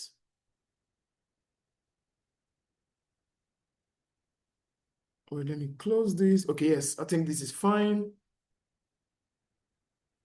And yeah, okay, so now the first thing we're going to do now is, okay, yeah, fine. So what we're going to do first now is we're going to get the mesh terms of each of these particular keyword, all right? And then we'll now use it to do our search, all right? So we'll use it to build it in our search builder. So I'm going to copy that adolescent. Please, then I'm going to come here. I'm going to paste it. Remember, this has to be set at mesh, okay? You have to set at mesh. So I'm searching for all the mesh terms for adolescents, okay? Now, this is the mesh term for adolescents. I'm going to just clear this. So what I'm going to do now is, based on adolescents, I could just scroll down, adolescent institutionalized, adolescent hospitalized. You might want to add it if you want to maximize your chart, but I just want to keep it very simple, okay? So once you search here, remember, you search on PubMed, you go down to Mesh Database, it brings you here, you put in the term, you have your chart builder ready. And I'm just going to click here, then I'm going to click on it. Now, automatically, it's going to build here, all right? So you can confirm here that that's the root mesh term, all right, for it, okay? So I'm not going to talk about this so much because of our participants that are not within the field of sciences, but it applies, all right? So I'm going to copy that. Now, the next thing I'm going to do now is I'll go to my, let me minimize this. I don't know why it keeps going down. Okay, so I'm going to come here and I'm going to paste this. Now, we can also apply truncations, but we're going to apply truncations in our tie-up terms. All right. Now, chat, I'm going to go to social media. All right. So I'm going to do the same thing. I'll paste it here. Then I'll search. Okay, so we have mesh terms for social media. I can pick this. I can also pick this if I want international disorder, media exposure. I'm picking. Now, watch what I'm going to do here. I'm going to clear this, of course. Now I'm going to change because these are words from the same spelling variants, okay? And remember, you might say, "Oh, I didn't ask social media aesthetics." You don't need all those things because these mesh terms is going to cover for other joining types, other types of keywords that are in your library. So I'm going to change this here now, this Boolean operator now to or.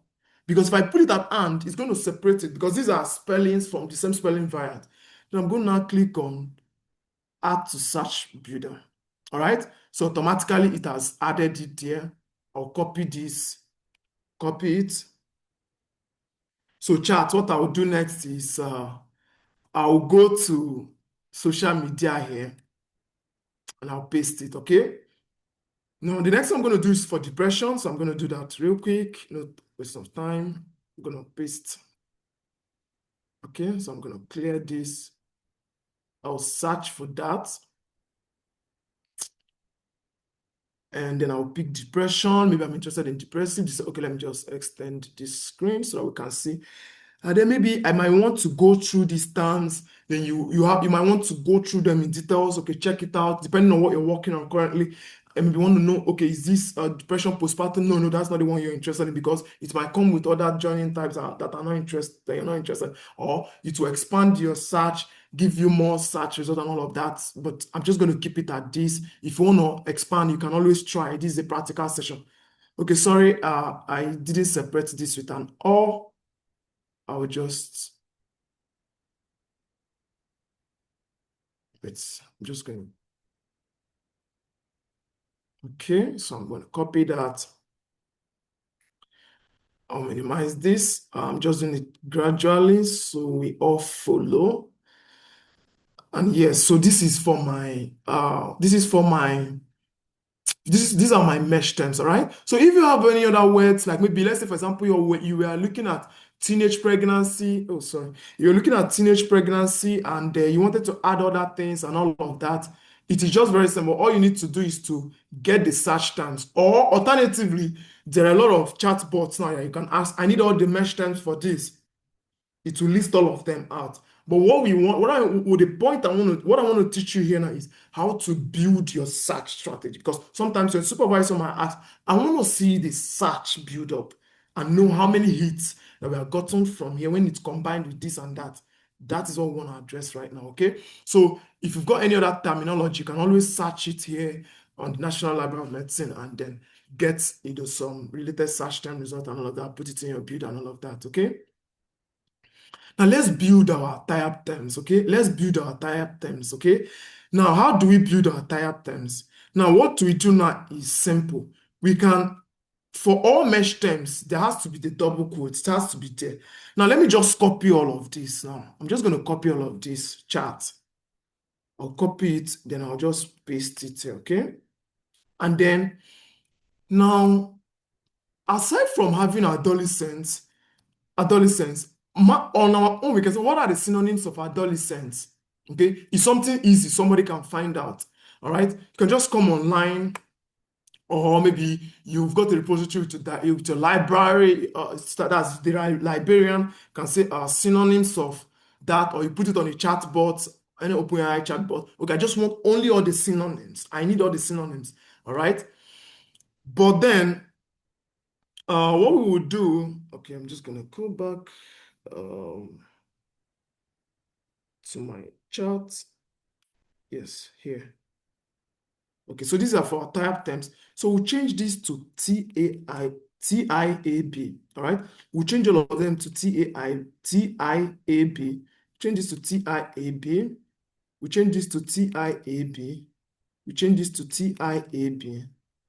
And we'll change this to TIAB. Now, watch what I'm going to do, chat now. Now, because the mesh term was adolescent, all right? So there are chances that I can have adolescent. Now, and I put a truncation. Now, remember back in my slide, when I went back to my slide, I did mention in my slides, I'm going to show you that real quick here. Now, I did mention that we use wildcards, okay? We use some wildcards to capture other relevant terms in line with what maybe in line with the particular terminology that we want to work with, right? Let's say, for example, I'm working with teenagers. I might want to root it at teen and put asterisk. Now, the idea is that I don't want to have so many terms. I'm trying to have as smaller words as possible and also, a much more concise strategy, SaaS strategy that can still be that can still yield maximum results. All right. So, chat, let's get in there. So, what I'm going to do now is I'm going to use adolescent. Now, I'll put this tie-up. So what it means is search on PubMed on the title and abstract, all right? Whereas here, what this means is search all the possible mesh terms for adolescent. So this one is going to settle it for us already because it's going to pull all the mesh terms for what? Adolescent, okay? Whereas for here in a title and abstract, we want to make sure we don't miss out on adolescents and all of that might be found in the title and abstract too, okay? We are trying to maximize our result. Now here, we have internet addiction disorder, social media exposure, this and all of that. Now, other synonyms that we might have is, we might want to say, okay, let us have what? Instagram on the tab, okay?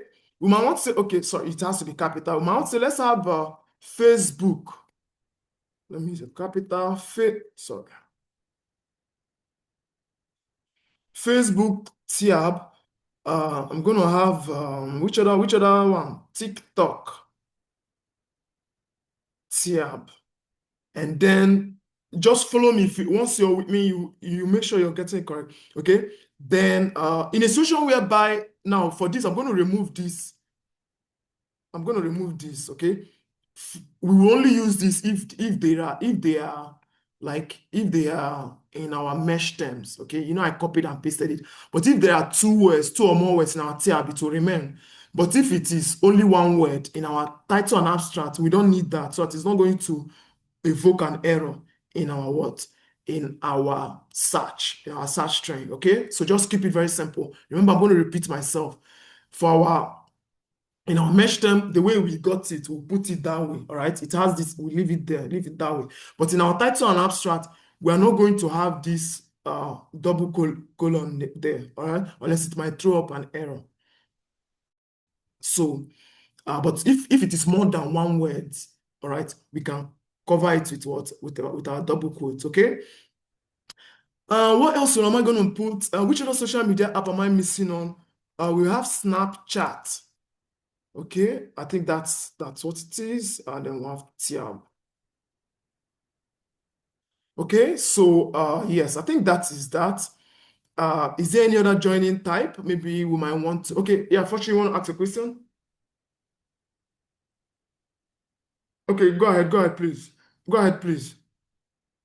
Okay, I'm just saying if we could wrap up a little bit because of time. Okay, yeah, I'm almost done. Yes, let me populate them. So the next thing we'll do now is we'll pick this. Remember, we are arranging everything so that we'll put it on our database and it will yield all the results. So I'm going to put it here. Or for the first one, then I'll bring those tie-up terms for adolescents. Watch.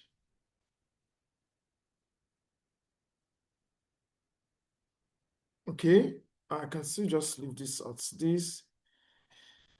And that is for our first number one. Usually in your search strategy, in your systematic review, you usually have this kind of table.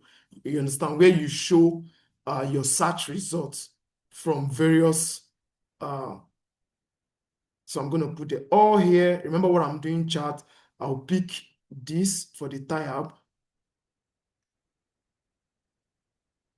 And I'm going to put that. Okay, so then the next one, I'm going to remove this from bold so we can see the differences. And then the next one is depression. I'm going to pick the mesh terms. Okay, so I'm going to come here and I'll paste it. I'm just going to take out that space and all. And I'll go to depression here. And I'm just going to paste it, okay? All right, so this is it. So now the next thing we're going to do now is we're going to now get into the database so that how we can now perform the search properly, okay?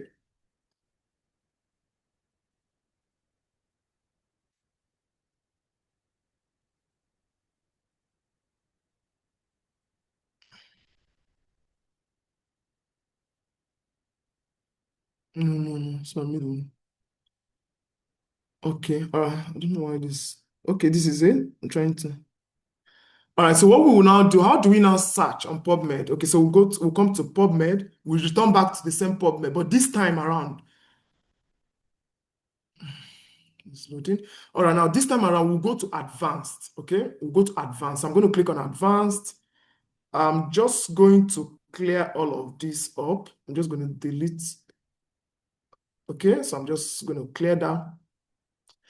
Now, so the first thing we are going to do now is, I'm going to come to, okay, let me just, so I'm going to pick my first term. So watch it now. This is my first term. I'll copy it. All right. Then I'll come here to this search query, Control V, I'll paste that. Then I'm going to click on add to history. So I'm going to click that. Now, automatically, what it has done now is that it is marked as 1. It found 2,505 papers, all maximized, that are titled adolescent mesh, that are adolescents. Anything adolescent, title and abstract, whether you're regardless of how it is, it found 2 million papers, okay? Now, I'm going to go to the next one. Remember, sorry, just a minute. I hope you can see chat. And then I'm going to, okay, so just a minute. So I'm going to paste this here, and I'm going to click add to history. Now, based on social media, internet use, and all of that, it found 59,085 papers. Now, you need to be recording all of this as a beginner who is starting a systematic review. You must make sure you're recording all of this in your search strategy, because most times the reviewer might say, okay, I want to see extensive search strategy results. You must have to provide it, okay? All right, so we'll go to the next one. Sorry, the last one. This was to check. And I'm just going to check it out here. I'm just going to add to history. All right. So now it has added what? This to history. Now I want to show you something right now. Now, usually when you want to do your search, right?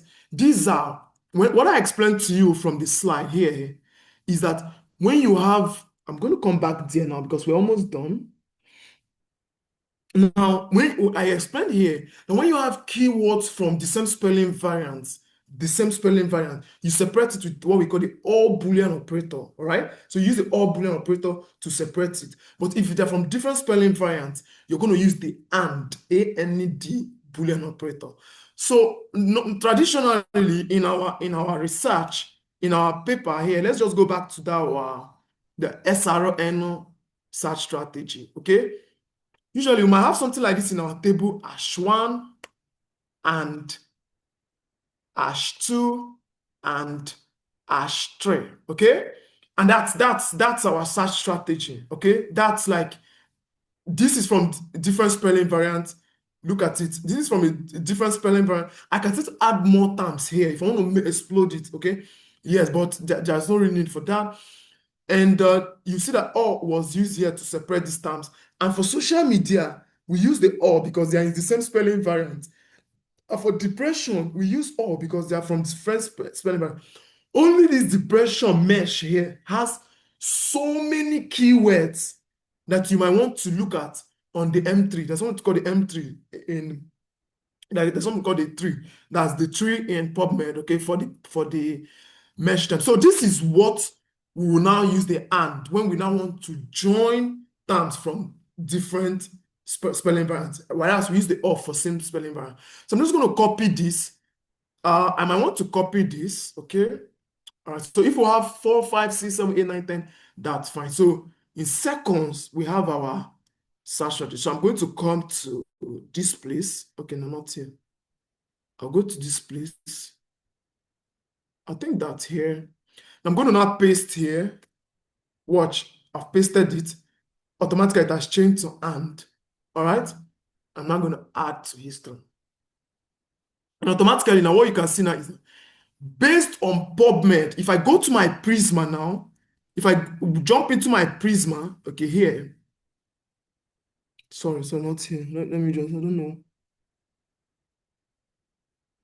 Okay, seems like I closed it. So if you go to your Prisma flowchart, I'm going to open that result now, real quick.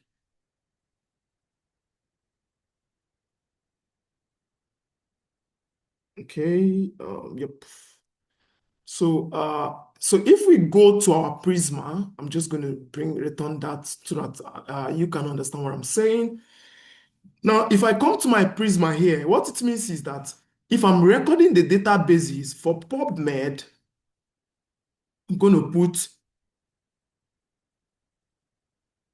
1,341 articles we have found. Now I can just click on this. Now you see, these are the articles. We have social media use, mental health, a systematic review. Now, some of these now we might want to remove them during our screening. Maybe we can say systematic reviews were found excluded and all of that. Maybe here we might actually apply some filter. We want articles that are published in the last 10 years. We push that, it reduces to 1274. And maybe we're interested in articles that will have full text. It will reduce to 1236. Remember, you must document all of this. And then maybe if you want to totally take out systematic reviews, fine, but it's good you move all of this to your what? To your CSV. So I'm just going to move this to my what? To a CSV file. Okay, I'm just going to click on create. Automatically it has downloaded that. And this is where, so this is where we can now have, okay, wait, hold on. There's something, you need to put the entire page. Whenever you're moving to CSV, if you click on save, you click on all results. You see, you click on all results. So you create the file. And yeah, so this is our, yes, so good. So this is our title and abstract. So you see that successfully chat. I don't know if you guys were you people following me? Yeah, so you can find your title here and maybe you hover around. Yeah, possibly you can see your abstract. So we can also apply the same thing on Scopus, but then there's also another, just a little tweak that I might do if I have hands on Scopus as well. And also on Shinal, maybe some tweak there. But the idea is that when we now have this database, that we've got this data sheet, and then we've gotten from Scopus, we've gotten from Web of Science, which if I have my hands on it, there are also other things I can perform there. I can do some stringing. I can perform stringing there, and also use other terminologies. So yeah, this is just how we get all of these papers together. And yeah, we have our search strategy just ready and can go. Okay, unfortunately, I have a question. I'm just reminding you of the time. Okay, yeah. So chat. I don't know if we understood what I did. Was it very clear? Couple of there are a couple of positive responses. Okay. So yes, I'm sure it's what is CSV? Okay, CSV means comma separated value. It's more like comma separated value. It can open in your Excel. So it's an extension. It's extension. Okay, chat. Okay. All right. So I think is there any other question, any unclarity? But I'm sure if you followed me carefully, you should be able to get some the W's in the chat. Okay, yes, yeah, I'm sure you should be able to get that. So, okay, yeah, Caleb wants to ask a question. Just quickly ask because we don't have time. I'm so sorry for taking so much. Yeah, thank you very much. The lecture was very useful, and I'm very grateful for being part of this. So, briefly, I just want to know, using PubMed and of course Scopus, is it going to give us the same thing, or is it a different way of combining the key terms when we come to Scopus? Thank you. So, sorry, please repeat yourself. You asked a question. If using PubMed, what will happen? Using PubMed is clear now. What about Scopus? Is it the same thing? Are we going to get actually, it has similar file? logic, but we will talk. We don't have access to Scopus right now. Scopus requires institutional access, but if we definitely if we have hands on that, of course we can. It's not difficult. It's very simple. Just get your terms, put it in, and that's very easy. Okay. Okay, thank you very much, Innocent. I just wanted to mention that we'll be sharing the recordings, and participants who have not been able to follow can still follow through. Also, we have lots of videos on the systematic literature search. We did a full workshop on search last 2 months. That was December last year. So there are lots of videos on searching mesh and developing search strategies. And we'll be very happy to share this along if you might be interested in that. And then for other questions, I don't know, Innocent, if you're comfortable, we could share your email with participants, or we share the SRN email address and the questions can come in there. Please let me know your thoughts. Okay, sure, of course. Okay, yeah, maybe you. Okay, so please, would you want to have some final thoughts before we call it a day? Sorry, I have a comment. Okay. Somebody has a question. You want to ask a question? Maybe you can just take that comment or question. Yes, it's not a question, it's a comment. Someone asked about searching in Scopus or other related databases. So now that we are in the AI age, if you develop the search strategy in Mesh, the way it has been demonstrated here, so you copy the entire search strategy and write a prompt in any of the AI tools that you have, it will convert it to the database you want, the strategy for you in the database you want to use it. So you don't need to go doing the same thing all over and over for other databases. Once you have your strategy developed this way, copy it, go to AI, write your prompt, it will convert it for you to that database. Thank you. Okay, yeah, the thing is, one of the things we want to say is that you still need, I think I'll strongly advise participants, you need to learn how to extract your information from the databases, and before we talk about the AI approach, because it's good how you have a clearer view of the papers. And as much as artificial intelligence, I just want to put some kind of clarifications there.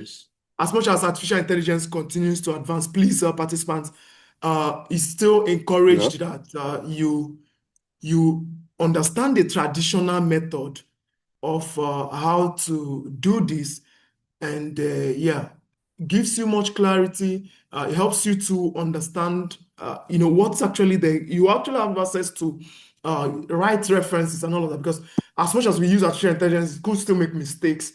But that notwithstanding, it's still advised that we understand how to navigate the databases. These repositories are there. Basically, when you publish an article, it's indexed in the database, particularly if it's a peer-reviewed article. So, but with respect to the AI part, yeah, fine, it works as well. But please ensure that you adhere to all the ethics that requires, okay? And another thing with AI approach, sometimes maybe it can limit judgment. So there's still need for us to have some human input in terms of how we go through data. And yeah, it's more better to just have a handful of the articles, your included studies that you're working on. And yeah, of course, that's definitely going to make a lot of sense for you. So please, I think I want to say a very big thank you to the community, systematic review community, very massive community that has really been doing so well. And I also want to thank you guys, chat. Yes, so definitely maybe see you one day in your institution one day. And yeah, talk to you guys later. And yeah, thank you very much, Fortune. Please, what you need to do is to start practicing, okay? If you're a beginner, just start practicing. You can reach out to the systematicreviewnetwork.org. You can go to their website. There are a lot of repositories. You can go to their YouTube page. There are a lot of videos that are out there. There are upcoming systematic review courses hosted by the Systematic Review Network. And I will tell you for a fact that I've worked with the Systematic Review Network for the past, I think it's getting to, if not more than 4 years now. And they really do well. So do well to follow them up. Send your names, how you want it to be on the certificate. And yeah, of course, if there are more of other feedbacks, you're definitely going to get that from them. So I want to wish you all the very, very, very best. And if you want to reach out to me, my name is David Innocent. You can check out my website, sentisini.com.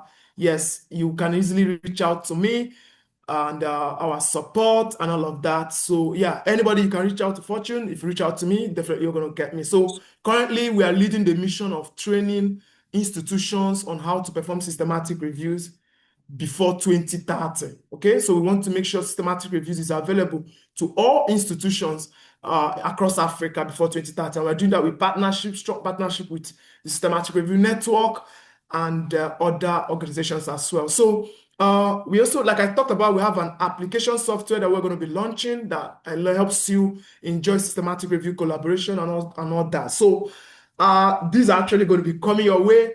I don't want you to be just a beginner. I want you to be a tutor. And yeah, so reach out to the Systematic Review Network.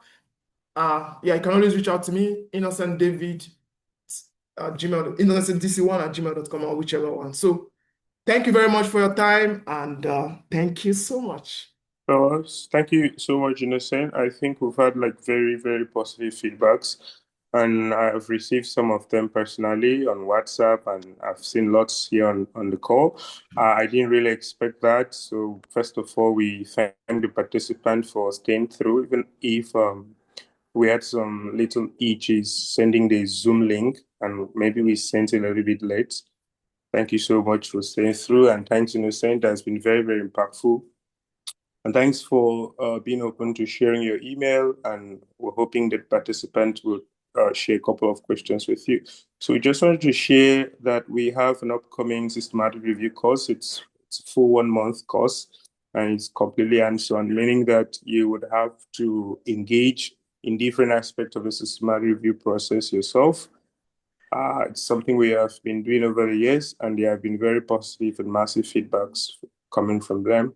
We've also had some systematic reviews that have been produced from this workshop. So I also wanted to mention that Innocent's team and our team, we are hoping to host a physical workshop in Nigeria, and this is really something that we should look forward to, especially for the participants that are in Nigeria. Also want to mention that we have a mentorship program, which unfortunately the deadline is today. It has been open since the beginning of this year. And the goal of the mentorship program is to lead you from developing a protocol up to publishing a systematic review. So just want also to mention, because you might not meet up submitting, you can join our WhatsApp community there. We have lots of enthusiasts and experts and mentors, and you can easily get help and support or even collaboration there by just simply making a request. The WhatsApp community I just shared the link earlier.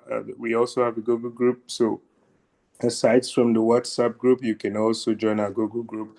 It works like sending emails. So when you send an email, it goes to everybody that is in our WhatsApp, in our Gmail Google group. Okay, thank you so much, everybody. Yes, the recording will be sent. Yes, there will be certificates. Yes, the slides will also be sent. Yes, the link to the YouTube channel will be sent, although it has already been sent. And every other thing that you've requested that is in our capacity to share, we'll be happy to share them. Thank you so much for joining. One last request, I would please request that you put on your camera. Would like to take a virtual photo shoot with everybody just briefly. We have your emails already, so please, we don't really need the emails.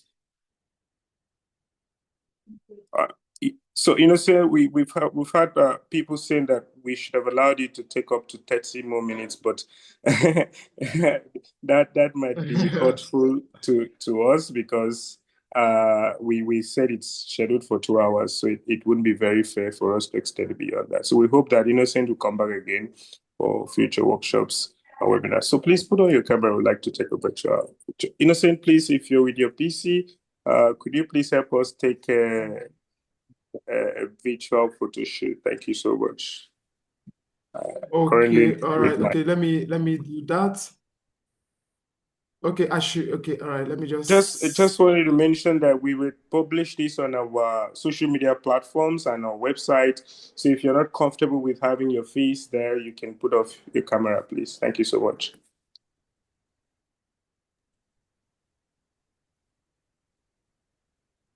So, Innocent, please let me know when you're ready so I can give a count. Okay, all right, just a moment. Hello, Innocent. Okay, when I'm ready, all right. Okay, so I think I'm ready now. You're the Hello? one. I'm the one taking the photo, right?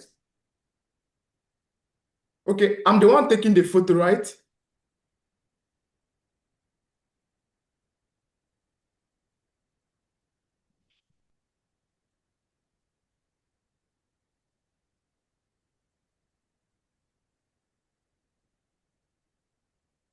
Okay, I'm ready. I'm ready now. I'm ready.